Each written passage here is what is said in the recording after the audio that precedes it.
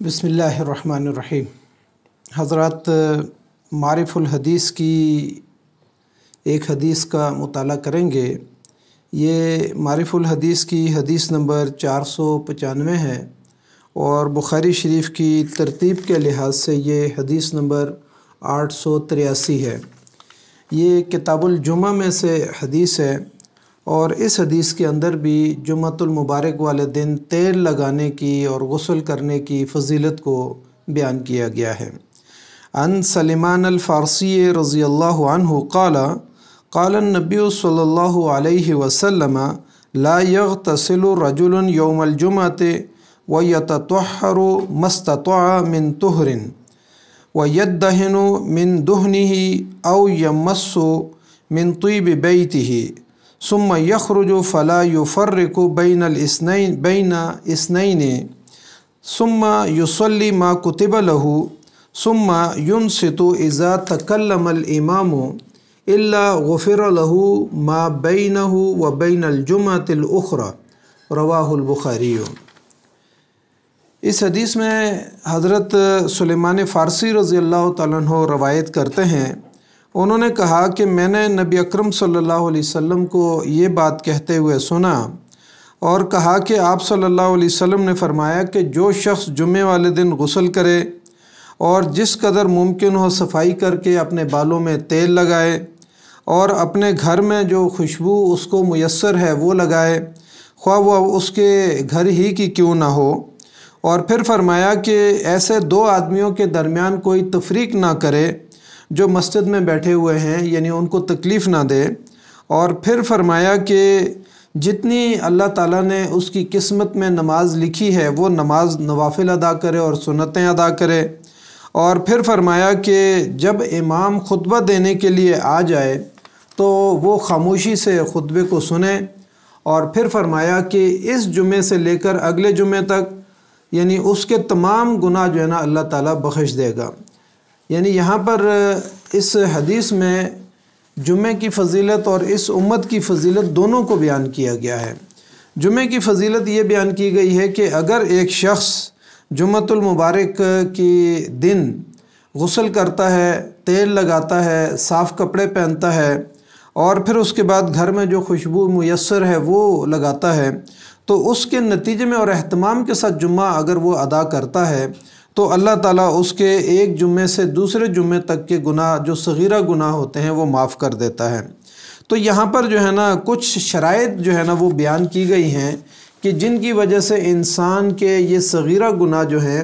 जो इंसान से उमूमन सरज़द हो जाते हैं। तो उसमें पहली शर्त ये बताई गई है कि इंसान गुस्ल करे और एक और हदीस में जैसे फरमाया कि गुस्ल भी इस तरीके से करे जैसे गुस्ल जनाबत करता है, यानी बहुत एहतमाम के साथ मसनून तरीके से वज़ू करे, कुल्ली करे, फिर नाक में पानी डाले, मसवाक करे और फिर उसके बाद जो है ना वो जिस्म को 3 बार धो ले, मेल कुचैल को दूर कर ले। तो कहा कि गुस्ल करे, पहली बुनियादी शर्त यही है। दूसरे नंबर पर यह है कि ज़ाहिर है पूरा हफ़्ता जो है ना एक इंसान काम काज में मसरूफ़ होता है, उसके बाल परगंदा होते हैं, तो बालों में तेल लगाने की फ़जीलत इस हफ़्ते में यानी इस जुम्मे में और इस हदीस में ख़ास तौर पर बयान की गई है कि वो जो है ना अपने बालों को तेल लगाए और अपने जिस्म पे तेल लगाए ताकि बाल भी नरम हो जाएं और उनके अंदर जो परगंदगी है वो ख़त्म हो जाए। तो यानी दूसरी शर्त यहाँ पर ये बयान की। तीसरी शर्त में यह है कि खुशबू जो मुयस्सर हो वो खुशबू जो है ना इस्तेमाल करे और कहा कि अगर और कोई खुशबू नहीं है तो उमूमन घर में औरतें जो है ना अपने ऊपर लगाने के लिए या कपड़ों पे लगाने के लिए हल्की खुशबू रखते हैं। तो आपके पास अगर और कोई अतर और अच्छी खुशबू मौजूद नहीं है तो घर की जो है ना खुशबू को इस्तेमाल कर सकते हैं। इसी तरीके से एक शर्त ये बयान की कि अच्छे कपड़े ज़ेब तन करे और तहम्मुल के साथ और बुर्दबारी के साथ चल कर जो है ना मस्जिद की तरफ आए। और एक पांचवी शर्त ये बयान की कि जब मस्जिद में पहुंच जाए तो वहाँ बैठे हुए लोगों को ना सताए, यानी उनके कंधों को फलांग के अगली सफ़ों में जाने की कोशिश ना करे, बल्कि यानी जहाँ पर अफराद बैठे हुए हैं और जो जगह खाली है वहीं पर बैठ के जो है वो नमाज को अदा करे, नवाफिल अदा करे, सुन्नतें अदा करे और बाद में इमाम के साथ जुमा अदा करे। तो ये पांचवी शर्त बताई। और छठी शर्त ये बताई कि जब इमाम जो है वो खुतबे के लिए आ जाए تو خطبے کو جو ہے نا خاموشی کے ساتھ اور تحمل کے ساتھ سنیں اور اہتمام کے ساتھ سنیں۔ تو کہا کہ یہ جو بنیادی شرائط ہیں، اگر ایک شخص جو ہے یہ تمام شرائط پوری کر کے جو ہے نا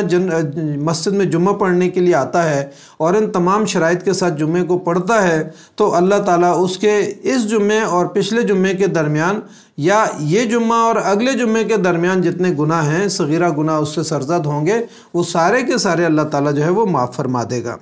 اب یہاں پر جو ہے نا بہت ساری اس کے علاوہ بھی احادیث ہیں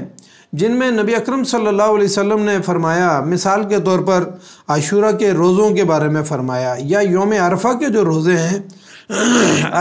روزے ہیں ان کے بارے میں فرمایا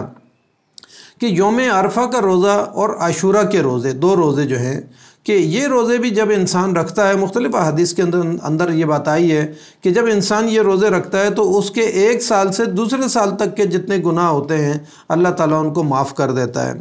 دراصل یہاں پر اس کے علاوہ بھی بہت ساری احادیث ہیں جن میں انسان کے صغیرہ گناہوں کو معاف کرنا، جب انسان نیکی کی طرف چلتا ہے، صدقہ کرتا ہے، تو نبی صلی اللہ علیہ وسلم مثال کے طور پر ایک انسان توبہ کرتا ہے، توبہ کرنے سے صغیرہ اور کبیرہ گناہ جو ہے نا انسان کے معاف ہو جاتے ہیں۔ لیکن ان احادیث میں اعمال کے ذریعے سے جو صغیرہ گناہ معاف ہوتے ہیں ان کا تذکرہ ہے۔ مثال کے طور پر ایک آدمی توبہ کرتا ہے، اس کے صغیرہ گناہ معاف ہو جاتے ہیں۔ ایک آدمی کثرت کے ساتھ لوگوں کو سلام کرتا ہے، ہاتھ ملاتا ہے، خندہ پیشانی سے مسکرا کر جو ہے نا کسی کی طرف دیکھتا ہے، کسی کی کوئی خدمت بجا لے آتا ہے، اور اسی طریقے سے جو ہے نا ایک آدمی وضو کرتا ہے، ایک آدمی اپنے گھر سے وضو کر کے مسجد تک چل کے جاتا ہے، تو کہا کہ یہ وہ تمام اعمال ہیں جن کے ذریعے سے انسان کے صغیرہ گناہ معاف ہو جاتے ہیں اور انسان کے جسم سے گناہ جھڑتے رہتے ہیں، اور اس کی جگہ نیکیاں جو ہے نا اس کے یعنی ایک ایک قدم کے بدلے میں لکھی جاتی ہیں، اور ایک ایک عمل کے بدلے میں جو ہے نا اس کی نیکیاں لکھی جاتی ہیں۔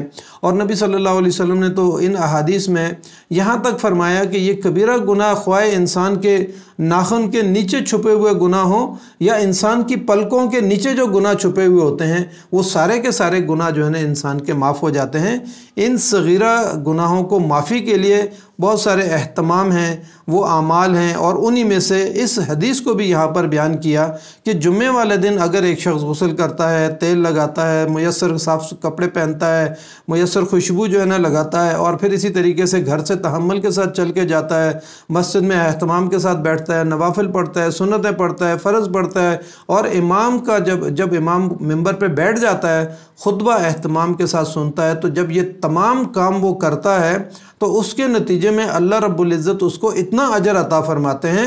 کہ ایک تو جو ہے نا اس کے ظاہر جمعے کا اجر اس کو ملتا ہے، دوسرے نمبر پر یہ ہے کہ اس کے